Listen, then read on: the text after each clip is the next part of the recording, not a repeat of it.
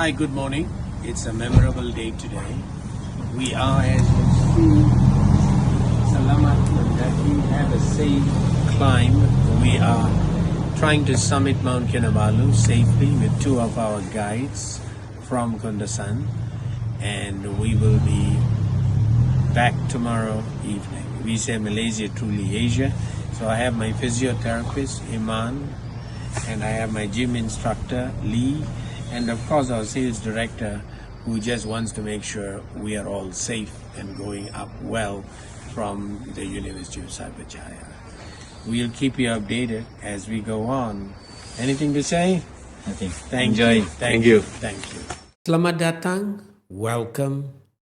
Huan Ing Barga to the podcast Stuck in the Middle with Palan. I'm your host today. Palan is my name. And today we're going way up to the highest peak in Malaysia and one of the highest peaks in Southeast Asia, Mount Kinabalu. About 4,000 meters of sweat, laughter, and of course, tears at some point, but also breathtaking views, great landscape. It was wonderful being there, aligned with the environment. But I didn't do this climb alone. Saya bukan seorang saja. I also had some great company. I had Kali, our senior sales director of Cyberjaya College, Kota Kinabalu and Kuching. And of course, I had Eman, my physiotherapist. I must say he's half my age or maybe even younger. And my gym instructor, Mr. Lee, who is not here with us today because he's a little bit nervous facing the camera. But of course, we had great company. And look, together we faced the rain, the stairs, the rocks, and the altitude. But somehow we came down with smiles. There was pain, but as they say, no pain, no gain. So there was this tremendous joy that we had in climbing. So, how did we get ready? So the first thing is I want to ask Eman, why did we decide to climb Mount Kinabalu? And more importantly, why did you accept my invite to go there, even though I know you were a little bit nervous? Well, I would always say yes to everything new and something I haven't tried before. But I only had the courage only when we started hiking. Because basically the thrill of doing something new, I will always say yes to it. Although the impossibilities are great and the cons are outweighing the pros, I will always give it a try because even if I make mistakes, every mistake is a learning point. Thank you. I will always say yes. Thank you. Wonderful. Yeah. But was climbing Mount Kinabalu worth it? It was absolutely worth it. Terima kasih. Thank you. And Kali, why did you decide to? I know that you are a late addition, and why did you try it? Why did you climb it for the 8th time or 9th time? I can't remember the number of times you climbed it. But more importantly, I know that it was because my family requested you to be with me and make sure you bring me down back safe. But why did you decide to climb it the 8th time or the 9th time? So when Maha and Khalid told me that you were going to climb, so I said yes, no issues. I'm going to do it for the 8 times. But honestly, my main concern was the weather. I have been up there 7 times, and I knew what is the situation before, the condition before, and but I told myself, prepare, stay positive, prepare myself to face 3 newcomers, climbers. So I said, if I were positive, definitely, if I prepare them well before they climb, I think we can able to make it. And it is also, it's my pleasure, Tan Sri, with you, together with you, Tan Sri. It was my pleasure. I was very happy. Thank you. But well, hold on, climbing up the 8th time, Yeah. does it get easier? Easier, not really a easy part because why I only accept within a 10 days time. I didn't prepare well. Right. Yeah. So, but I managed to do it because of the first kilometer, I just walk around. So it was slow, then picked up, then I think it should be okay. Yeah, it was easier. You know, Iman, you said the impossibilities were greater, but I know that I always known you as a young physiotherapist for the last 12 years. You're always someone who believes in possibilities rather than impossibilities. And you said you were a little bit worried or frightened. So kenapa takut? One of my biggest worry is I did not take the altitude pills. I didn't listen to my wife. Listen to Yeah, your so wife. I started to feel dizziness halfway through. And But I didn't tell you you guys. started calling out the prayers, the meaning of which I didn't understand till I got back. Right. Yeah, yeah. Yeah, so I started feeling the symptoms already, but I didn't tell anybody else. So that was a huge challenge for me. I kept it in. But because everybody keep pushing, I said, I just took a deep breath and just keep going. Pace is great. I can do this. Yeah. So that was one of it. So there were many more. So were you nervous walking with a senior person? Yeah, definitely. Like me. Definitely. Orang tua lah kan. No, I was nervous for Kali actually Why? Why? because he's too fit. Yeah. He's too fast. So you would have gone way far ahead. We pulled him back. I think, if I remember correct, it was 146 climbers, and we reached Laban Rata. We were 146. But the next morning we were better. There were 10 people behind us. Yes, When we yes. went to the checkpoint. True. So getting ready, one of the things that I learned was I prepared for it for a year and a half. It was because I climbed Tiger's Nest, Bhutan, and then subsequently I went to Switzerland. Tapi takut lah kan, because I'm not sure whether I should have climbed maybe 30 years earlier. So it made me more nervous as I was going up. People look up at me and come and take photographs. So I was wondering, oh my goodness, here's somebody who's very senior walking. So they just took photographs. I was also a little bit nervous because Kali kept on saying, it's just a long walk. But it isn't a long walk. You must believe me, it's a real hike. Some places it's really rocks. So you need to prepare yourself. Of course, we did prepare a little bit. We went to Bukit Gasing, we went to Batu Caves, but I wish we had prepared a lot more. Of course, I went to the gym, I went on the treadmill, I went on the climber. We did all of those things. But I really think that when Kali mentioned to me, what are the things that you need? Then my wife and myself, we went to Colombia, we got a pair of good shoes. So it's very important that you are prepared. So your backpack is just about right. You have enough water. Like what Iman said, you have your gadgets. altitude pills, your gadgets, Yeah. your lights, whatever that makes you comfortable. It's not child's play. Would that be fair enough, Kali? Yes, definitely. I have seen people in previous Mount Kinabalu. Some didn't prepare well. They went back after 3 kilometer, 4 kilometer, even up to Penalaban. Even some accident happened, broken leg happened. So I think preparing yourself is very important. Yeah, I heard stories as well. People broke Legs. Yeah. legs, bones falling off. I thought you helped somebody on the trail. Yeah, there was they a- had cramps, right? Yeah, there was a younger boy, younger than me, and he was having cramps. He was very slow halfway, and I sacrificed my head scarf, gave it to him just to I tie saw around that. his Yeah, I thigh, remember. and the scarf still Yeah. with him. Oh, Got it it, did. yeah, Okay. he's in Rawang. Okay. You go and find him now. But Tansy, it wasn't you the only one who's nervous. I'm nervous as well. When you ask Kali, I mean, I had to block your view actually because when I look up, it's as far as the eyes can see. So when Kali say It's just scary, a little, right? yeah, when Kali say just a little bit more, it scares the world out of me because it's as far as the eye can see. So I have to block your view to make you less nervous. So I was nervous. Yeah, of course, of course.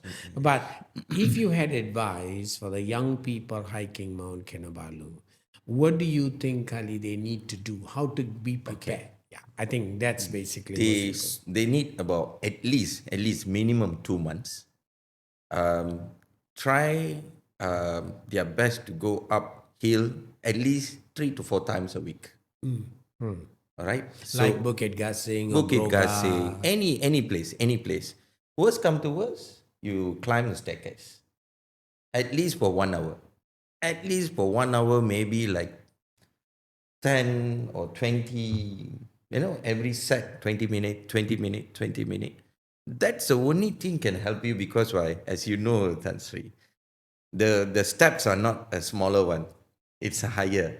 The length and the height is different from what you can see normal people hiking.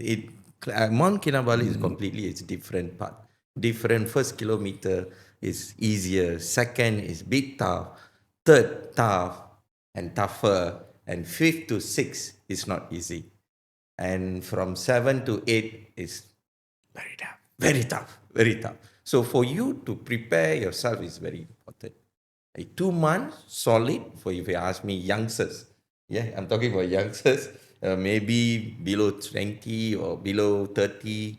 They should give themselves enough training. Then only they're able to climb. But both my sons, when they were in Sekolah Cempaka, they climbed, probably they were 15, 16. Yeah. And they found it, of course, they start running, they don't pace themselves. Yeah. But sometimes it's easy, sometimes it's Not. tough. Sometimes. The steps are very important. Don't run. Don't too slow. It's consistent when you walk. It's like consistent. You just don't stop. You just walk. Yeah, that's very walk. true. Yeah. If you run, you get tired. Yeah, because the different altitude is Different. really yeah. a factor. But I remembered one of the guys when I was climbing Bhutan Tiger's Nest with Dato Nazri. One of the guys climbing said, "Remember, go at your pace. It's Yes. not a race." And I remember that. True. And I know that when Eman started reciting his prayers, of course we had Eman, we had you, and we had Lee, Malaysia Truly Asia. Yeah. I started calling out my God as well. Yes, and yes, said, I "Please remember." help me." But one of the things that I found is I had no problems climbing, but my pace was very slow. And you Correct. might remember, Yes. I asked you many times, Yeah. and you said just a little bit faster, a little bit faster. Yes, I remember. And we will get there. Yes. So, what do you think we need to do? One is, of course, our breathing. Number two is our ability to walk. And number three is our pace. What do you think we need to do, Eman, Kali? I think only two things: strength and endurance.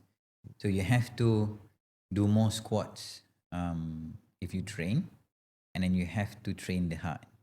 That's the only way you can increase the pace. Otherwise, the pace will be slow Very and you'll be fatigued along the You way. know, when I went to the gym and Shaf was telling me to do the squats, it's very tough to do more than 20. But then I wish I had done more. It would have been easier for me there. Or let's say, for example, Kali was telling me just move the treadmill incline to 7 and then just keep practicing. And Lee would always say, let's set a target. Walk a bit faster, walk a bit faster, walk a bit faster. Would that help? Yes, definitely. But your age, Tan Sri, whatever you have done, it's super good. Thank you.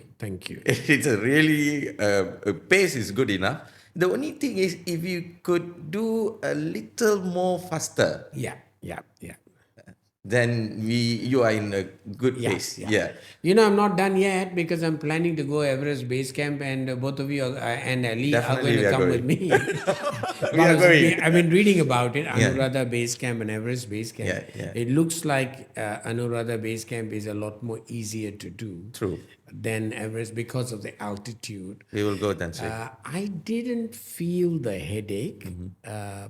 But a lot of people who didn't take the pills, and some of them who even did, said that their head was kind of spinning and things like Yes, that. yes, yes. But the after the of 6 kilometer, right from the 6 kilometer early in the morning, both of you guys are very excited. I saw everybody not even wake up, but you guys on first. Yeah. Yeah, you guys are excited. So after the 6 kilometer to the summit, I think you were fast. Yeah, yeah. You were fast. Your pace was good. Everything is fine. But Perfect. let me be honest. Yeah. I gave up at some point because it was steep. Yeah. I didn't realize it in the darkness because I had a friend of mine called Mohan, and when he looked up and he asked the guide, "Is there any other way?" The guy said no. It was when the day kind of dawned and he was coming down. He looked at it and said, "Oh my goodness, was this the place that I climbed?" Because it was scary to go down. Scary. Okay. It's really At scary. what point you were giving up? The last half kilometer to the checkpoint, I think the rope was very tough, and there was this time limit to the checkpoint, so I was very nervous. But a couple of days ago, I met Tun Tunku Maimundo, our former Chief Justice of Malaysia, and she said she traveled. Tun said she climbed, hiked about 2 years ago, so she would have been also quite close to where I am at my point in terms of age. But she said it took her a long time. She got up to the summit, Laos Peak, at about 12 o'clock midday. So it took a long time. So the last half kilometer, it was very tough. Tough.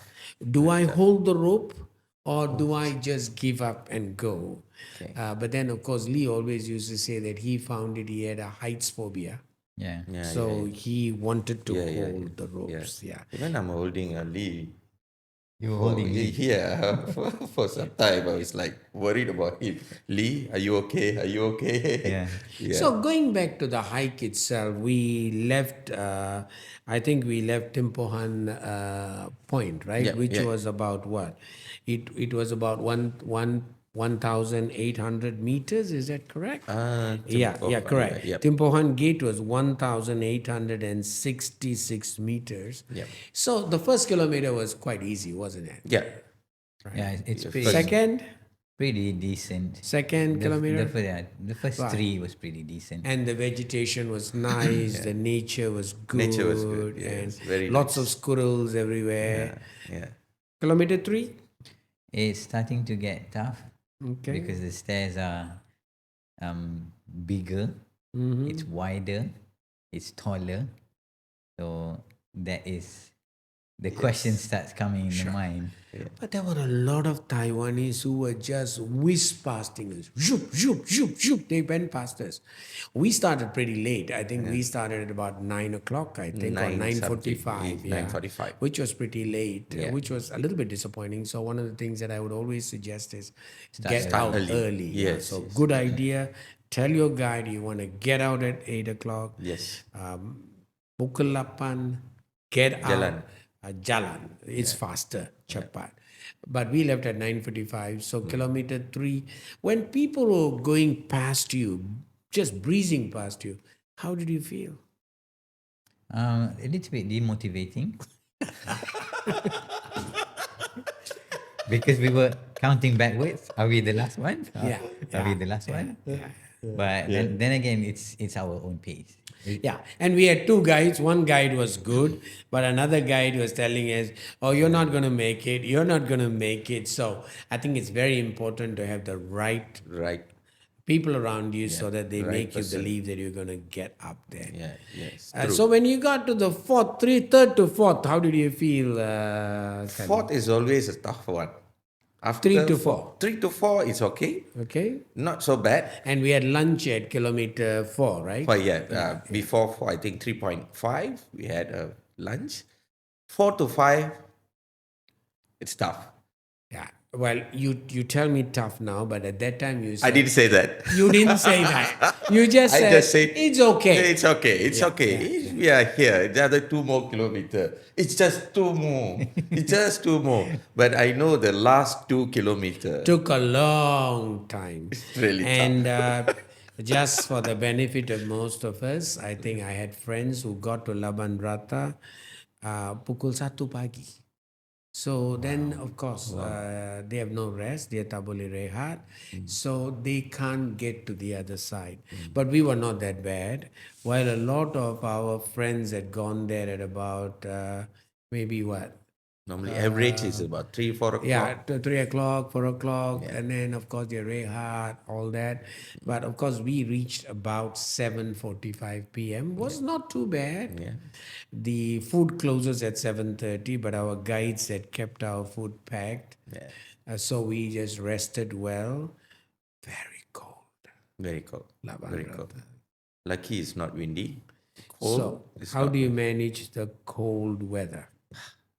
It's cold. So what do you need to do, Kali? You are an 8-time climber. You better tell us.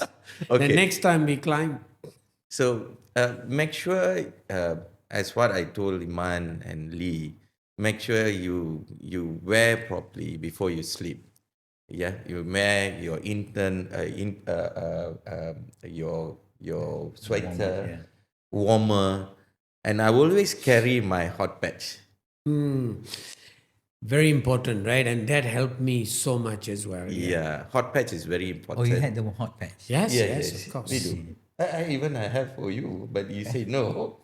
I Right, asked. I didn't knew. Okay, I mean, so you use it for your Yes, hands. yes. yeah. I think you just put it in the pocket or something. Whether you put it on the hand or you put it. So that is very important. Carry your enough medicine, enough hot patch, your gear, your clothing is important, and that's where every time I know at the 6 km you need to wear this before you sleep. I got ready before. I think it's about 9 o'clock. Tan Sri asked me whether what are you gonna do. I'm gonna wear everything. I'm ready. I'm gonna climb at 1:30. I'm ready. I'm gonna have a breakfast. We're gonna climb. That's it. That's it. That's why I always prepare Do myself. they allow you to climb at 1:30? I know we started off at 2:45, Yeah. but you can start early, can? I don't think so. They only allow you to climb start from 2:30. All right. Yeah, start 2:30. If any bad weather, they can hold until 3:30. If more than that, they will cancel the summit trip. All right. Yeah, it's happened once to me. Okay, we were very We were grateful very for lucky. the weather was lovely. Yeah, the weather was. So we good. got to Laban Rata, I think at about 7:45. Yes. We rested. Yeah. But then, of course, one of our guides told us it's always better to do a 3-day, 2-night because you get more acclimatized, more rested. So to those of you who want to climb, I would actually suggest maybe if you're going up there, do that 3-day, 2-night Yeah. rather than 2 days and 1 night. Of course, people like Kali can do it because I remember coming back. He said he'll go and get ready, so he just came down in 3 hours, and we took a much longer time to come. Of course, you have the mountain taxis. Mountain taxis are nothing but somebody carrying you, so be careful. It's not bukan murah kan? I think it is quite expensive, mahal juga. Tapi if somebody has got cramps and they can't, of course you got it. The facilities are pretty good. I think you got toilets everywhere, and I think you need some chocolates, you need nutrients, you need to do that. But having said all of that, we got off in the morning, 2:45, the next part of the journey. So you have been 8 times. So please let me know, Kali, positive and negative, good hikes and bad hikes. Okay. How is the other journey? Because 6 to 1.7, correct? Or 1.7, right? And then you- 2.7 to the summit. Yeah, so you get to 1.1 kilometer first, and then you go another 1.6, correct? Yes. Right. 6 to 7, you reach the Checkpoint. checkpoint. And then the last is a Then 1. last is 1.7. Honestly, to reach that 500 meters, 700, 500, the last 300 and 100, every step is heavier than the before. Right. It's not the same. It's tough. I've been 7 times, 8 times. The once I couldn't make it because of the wet weather. Weather was so bad until they have to cancel the trip. But every time I climb, I think um, the f- the last 700, it's really really tough because of the weather, because of the wind, because of the air. The air is very thin. It depends on the person. If you are used to it, even I'm 7 times or 6 or 7 times or 8 times, Every time is different. every single time is different. The wind is beautiful, or is it nail biting? Nail biting. Most of the time is nail biting. And I'm bold. So I need to wear everything cover only my eyes can see. So yeah. So I don't have hair, right? So I need to put a double cap, a double to cover my head. It's really hurt sometimes when you just open, right? With the wind and the weather, it's make me not able to walk. Yeah. Yeah. But even though there's sun, it's not the sun that is going to burn your nose and your lips, but it's the ice burns from the cold. That's So right. your neck warmers is Yeah, very, very important. important. Yeah, Very And important. of course, your lip balm is very Yeah, important. Yeah. because that ice burn is going to affect your sleep. Yeah. Yeah, because when you close your eyes at night, the pains that you can see during the day, is one of it is the nose and the lips. It stings and it throbs. So if you don't have the right neck warmers, you're gonna be in trouble. But let me tell you, Eman, you are through. You just said, "Oh, it's there, it's there, it's there," and I can see it there. Oh, it's beautiful. The horizon there, the orange, and everything is nice. It's there, but to get there was very tough because every single step. yes. And I remember coming down. I met these 2, 3 young. One Malay, one Chinese, and one Indian lady. They were coming from Johor Bahru, and they said that the last 1 kilometer They couldn't make they it. couldn't make it because it took them at 7:30. They'd only made half a kilometer, and so the guide said, "You're not going to make it." So I didn't quite understand what was the timing requirement on that side because some of them were disappointed, and some of them said they just got to 8.2 or whatever when you can get your color certificate, Yeah. and then they came down.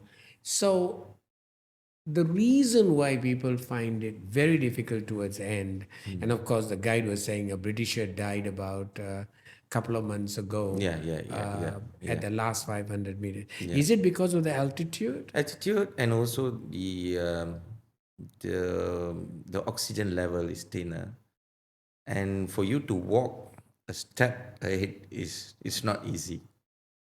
But whatever I say and done, if the guide can help you, then you can make You it. make it. You make it. You definitely will can do it. If not, if the guide is not a good one, not say they are good one, but if they think that you are not fit enough to climb, they will tell you no. But some they will try to help you. Some they will try to help you. Come, I will let me help you to reach the top. But some not. But most of them they will do.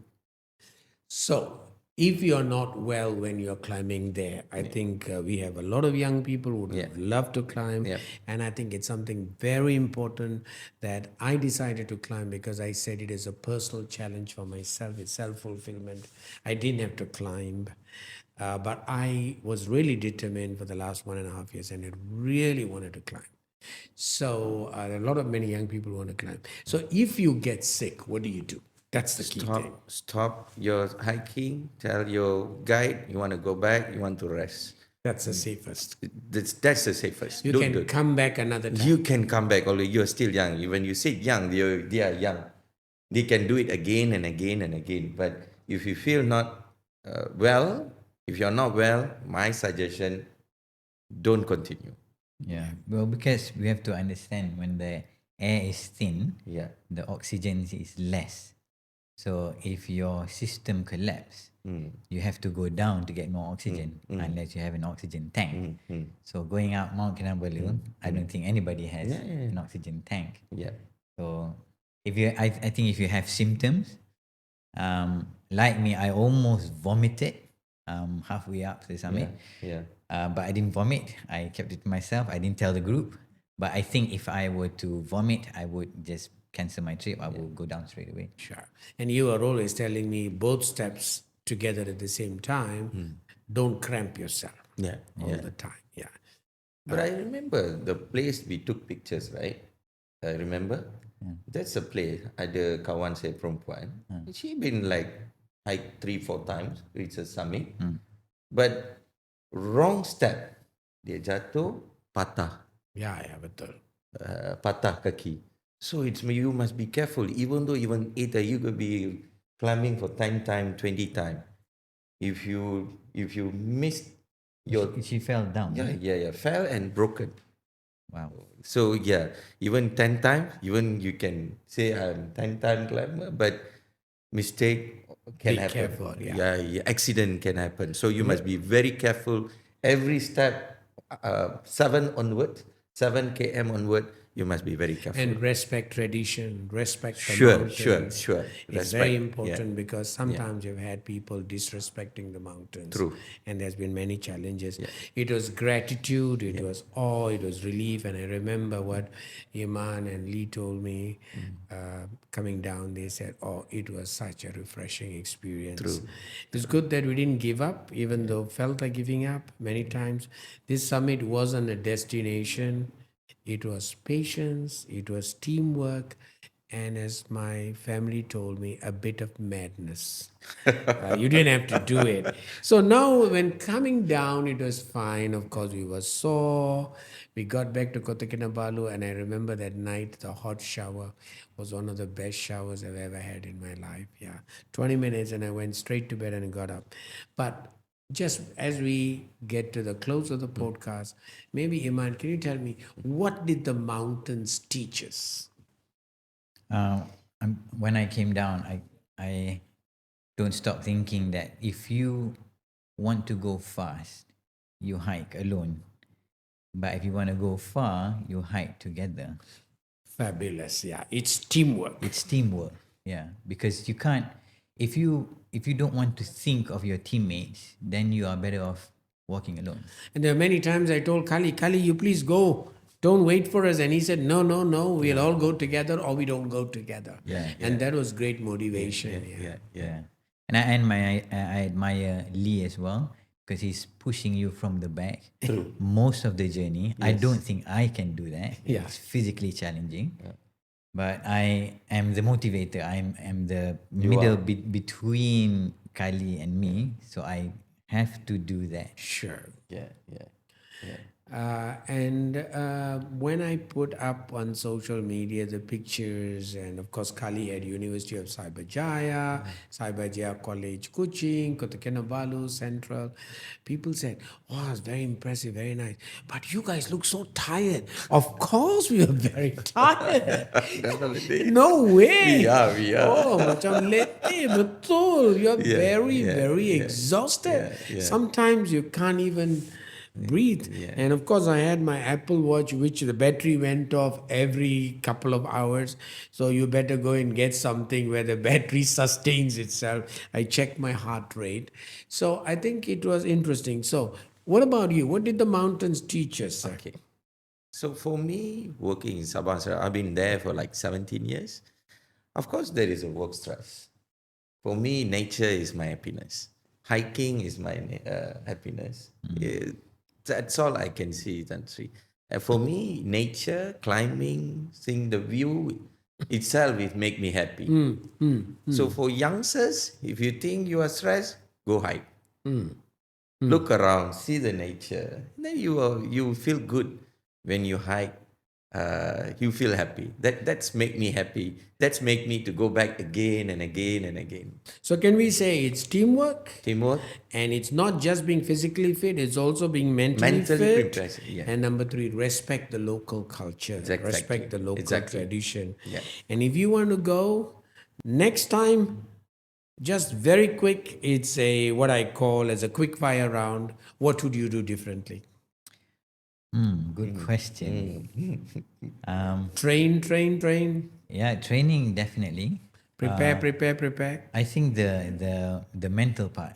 Yep. Yeah, the mental part Mental preparation mental preparation is is important. is very important. Very important. Because if your physique is ready, if your apparatus, all your equipments are ready, it's up here that's going to pull you back. Yeah, yeah. Sure. So the mental preparedness is And your teammates. yeah. Your teammates must be same level of. Yeah, exactly. Yeah. Otherwise, you will And not able to win. of course, we all had a great laughter at your expense because you were the only one who kept conversation with every single woman who was climbing on that Exactly. day. Exactly. Maybe it was because you were handsome and I was old and Kali Yeah. was maybe I'm a botak fierce kid. I'm a fierce guy. and Lee was introverted. No, So women are natural motivators, so they give a different kind of adrenaline that keeps you going. Hope your wife is watching. and of course, one of the things that he taught me was hydrate. Just keep drinking water. Yes. So somebody told me climbing Mount Kinabalu is not just climbing about the summit. It's about friendship and pushing your limits. True. And in life, I think that's true. You push your limits. True. So sometimes people come and ask me and said, how did you get started in entrepreneurship? And I say, it's pushing your limits. All I did was to start my business with 25 ringgit sole proprietorship 45 years ago. It was one step at a time. Please believe me, there are no shortcuts to success. A journey of 1,000 miles, Lao Tzu said, starts with a single step. And that's what Kali, Eman, and Lee, my buddies together on this, I kept telling me, one more step, we are there, one more step, we are there, one more step, we are there. And each step took us closer and closer and closer to the summit. And just remember, you might have many mountains in your life, not just Mount Kinabalu. You might just go to Bukit Gasing, go somewhere. But remember, there are also mountains in your life. You just have to climb it.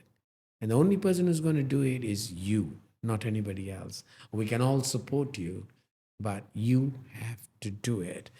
And remember, stuck in the middle. Should I climb or should I not climb? But we all have a decision point. And so that was our climb to Mount Kinabalu. And one last comment, Eman, what do you want to tell our viewers? One line. Do it. Do it. Just do it. Kali, Do it again. thank you. Thank you for tuning in to Stuck in the Middle with Palan. Don't forget to follow us. Don't forget to share and tag us on social media. And please hit the bell icon and subscribe to the podcast Stuck in the Middle with Palan. If you got a great adventure story, let us know. And we'll be very happy to have you with us here and talk to us about your adventures. Bye and terima kasih. Thank you. Thank you. Thank you.